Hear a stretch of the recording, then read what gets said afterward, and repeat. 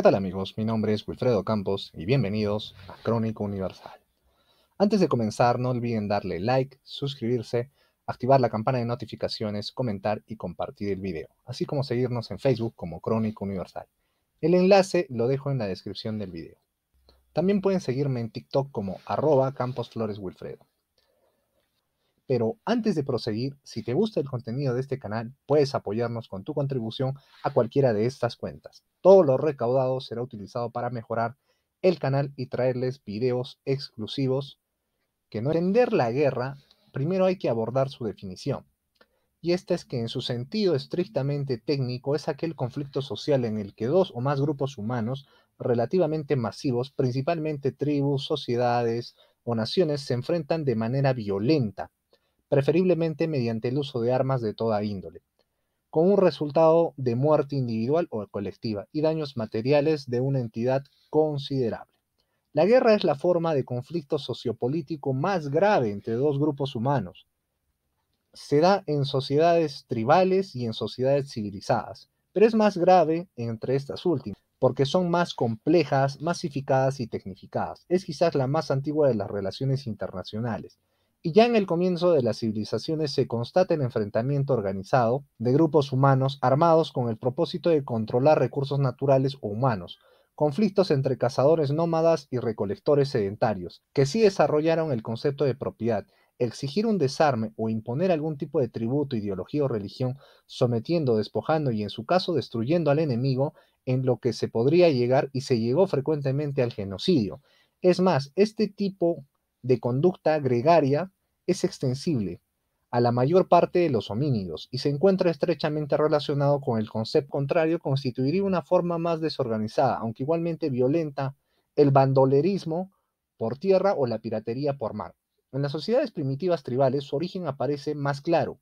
Deriva de dos elementos, presión demográfica y escasez de recursos. Según Richard Holmes, la guerra es una experiencia universal que comparten todos los países y todas las culturas. Según Sun Tzu, la guerra es el mayor conflicto de Estado, la base de la vida y de la muerte, el Tao de la supervivencia y la extinción. Por lo tanto, es imperativo estudiarla profundamente. Por demás, es la forma más astuta de ejercerla, siempre y cuando no haya otra manera de poder llegar a una solución distinta. Según Karl von Clausewitz, la guerra es la continuación de la política por otros medios. Las reglas de la guerra y la existencia misma de reglas han variado mucho a lo largo de la historia. El concepto de quiénes son los combatientes también varía con el grado de organización de las sociedades enfrentadas. Las dos posibilidades más frecuentes son civiles sacados de una población general, por lo general varones jóvenes, en caso de conflicto, o soldados profesionales, formando ejércitos permanentes. También pueden haber voluntarios y mercenarios. Las combinaciones de varios o de todos estos tipos de militares son asimismo frecuentes. Las formas de hacer una guerra dependen de los propósitos de los combatientes. Por ejemplo, en las guerras romanas, cuyo objetivo principal era expandir el imperio, el objetivo militar principal era, una vez sometido el enemigo, incorporar al pueblo ajeno al imperio y a las leyes y costumbres de Roma. En la actualidad a veces se hace la distinción entre conflictos armados y guerras. De acuerdo con este punto de vista, un conflicto solo sería una guerra si los beligerantes han hecho una declaración formal de la misma. En concepción de la doctrina militar de Estados Unidos no se hace distinción de alguna, refiriéndose a los conflictos armados como guerras de cuarta generación. Entonces, ¿hay un orden para entrar en guerra? En primer lugar, hay que hablar de la palabra clave que se llama la causas bellis, es decir, el suceso que motivó un conflicto armado. En segundo lugar, hay que analizar las relaciones de ambos países previos al conflicto. No es lo mismo que dos países que se llevaban muy bien tengan un problema a que dos naciones que ya tenían constantes fricciones tengan un problema.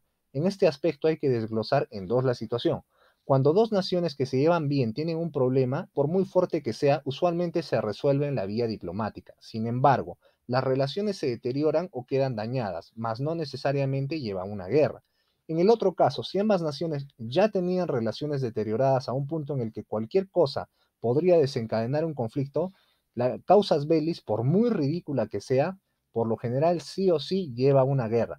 Ya solo es el detonante. Entonces, ¿y cómo es que dos naciones que se llevan bien pueden llegar a un conflicto?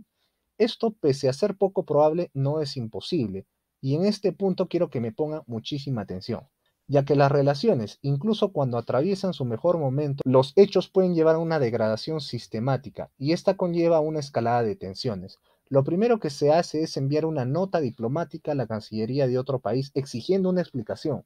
Acto seguido, una nota de protesta diplomática. Esta tiene carácter de reclamo. Lo que sigue es llamar a consulta al embajador, si es que estas dos primeras etapas no han funcionado. Acá hay un punto de no retorno, porque lo que sigue es la cosa caliente.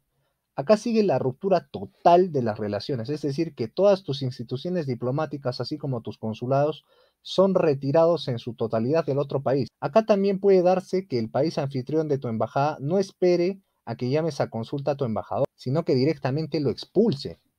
Estas acciones diplomáticas son seguidas de cerca por las clases políticas de ambos países, y dichas acciones pueden ser respaldadas o condenadas por las mismas, así como sus poblaciones, una vez rotas las relaciones totalmente, ya sigue el siguiente paso, que es ver el movimiento de unidades militares a la frontera.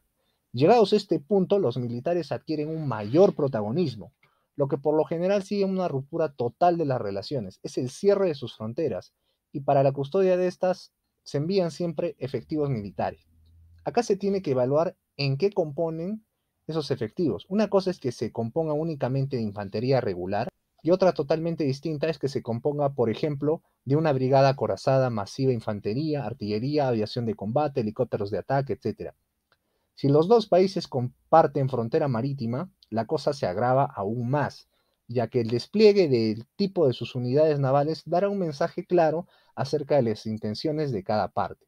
No es lo mismo enviar una fragata que enviar un grupo de ataque compuesto de submarinos, destructores, fragatas, corbetas, buques de aprovisionamiento y si se cuenta con portaaviones o portahelicópteros también. Acá nuevamente hay un punto de tensión, y esto es que la otra fuerza puede tomar dos caminos.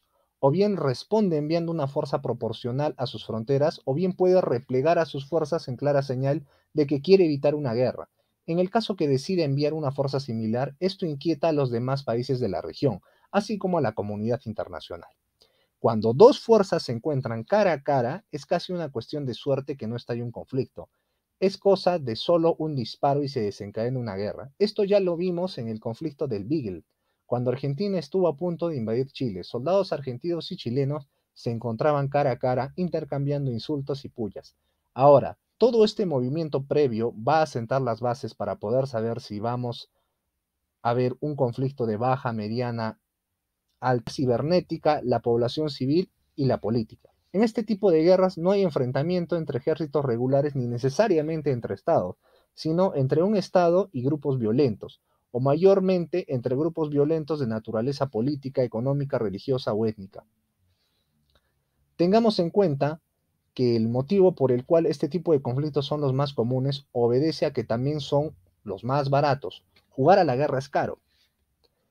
En el caso de los conflictos de mediana intensidad. En el caso de este tipo de conflictos, si hay medios mecanizados y pesados, así como aéreos, escasamente hay despliegues navales.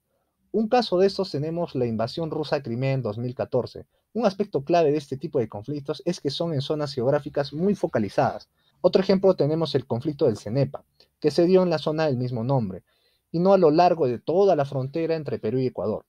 Ahora veamos los de alta intensidad. En este tipo de conflictos, las cosas son totalmente distintas, ya que su principal aspecto es que son a lo largo de toda la frontera. Hay un llamamiento masivo de reservistas y reclutamientos por levas, de ser necesario. Se pone en uso todo el material bélico disponible de la nación, incluidas sus unidades que las pusieron en reserva.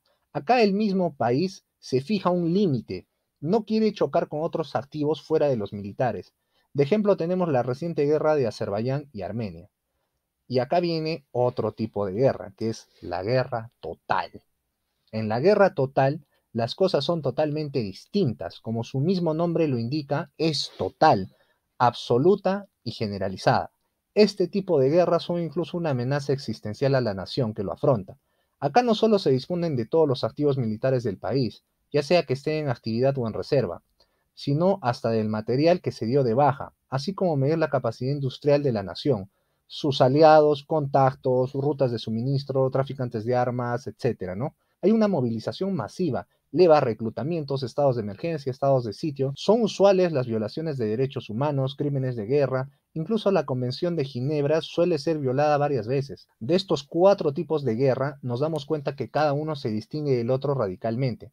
Sin embargo, no todos se encasillan a cómo iniciaron. Estos pueden evolucionar según la beligerancia de ambas partes. Uno de baja intensidad tranquilamente puede llegar a ser uno de guerra total. Ninguno de los tipos de conflicto está exento de crímenes de guerra. Ahora hay naciones, digamos, que la militarización es parte de su cultura popular. Ahí tenemos el caso de Estados Unidos, Rusia, China, Corea del Norte, etc. Mientras que otros, si bien entienden la importancia de tener unas fuerzas armadas, esta no forma parte de su cultura popular.